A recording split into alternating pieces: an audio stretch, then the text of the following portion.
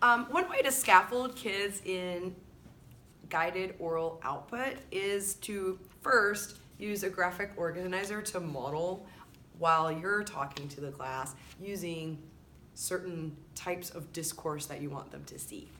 For example, using this graphic organizer, which basically says there's 3 important facts about something. First, also adding on, and we see that blah, blah, blah. This is basically like a paragraph structure that we would want kids to be able to produce in speech or writing, especially to pass standardized tests like AP, IB, STAMP, Apple, stuff like that.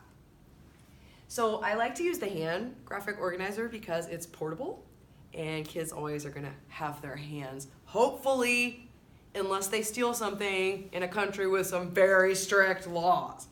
So usually they're gonna keep their hands with them and they'll be able to use their hands to scaffold their output if that helps them. And what I do with this is at first, I don't really use this with any type of academic content. I just use it to talk about things in my class that are just normal things.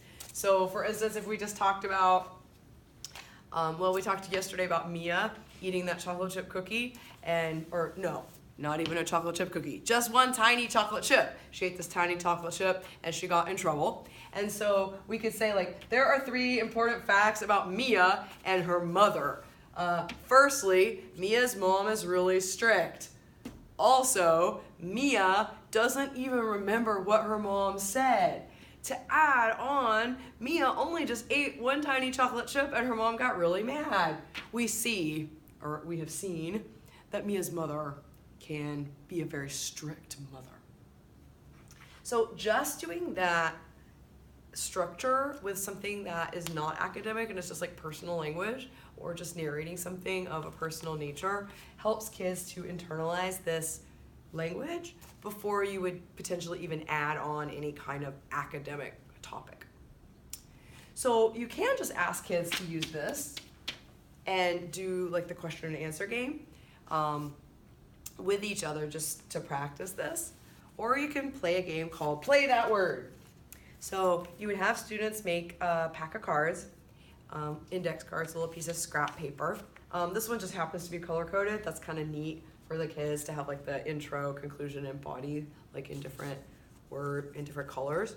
And you can also put any kind of terms on here that you want them to use. So let's say that you wanted me to use transitional words, or you want them to say like that somebody said something or thought something. We were working on that today too in a different class. Any words that you want them to use, have them make like a pack of 4 to 6 words. And then the point is that they spread the words out in front of them on their desk or on the floor, and then while they're talking to their partner, they try to play as many of these as they can, which helps them to stretch out what they're saying. And then their partner is either grading them with the rubric or the grade sheet for the question and answer game, or simply counting the number of words that they're saying and giving them feedback on like how much they can say. One final thing is that there are kind of 2 ways to scaffold this more or less. The more scaffolding would actually have every single word from the graphic organizer on there. So hay 3 hechos importantes sobre. However, like kids that are more familiar with this could do with a little less scaffolding. So just saying like hechos. And then maybe this is still up there that they can refer to, but a kid who's ready to just say, look at hechos and think like, oh yeah, facts. They might be able to say something slightly different. Like if somebody told me to use this word and to have a well-organized paragraph, I'm a more proficient speaker of Spanish, I could say things that are not just hay 3 hechos importantes. I could maybe use this and say something else. Or I could still refer back to this because it would be hanging around the room somewhere if I really do need like a little more scaffolding.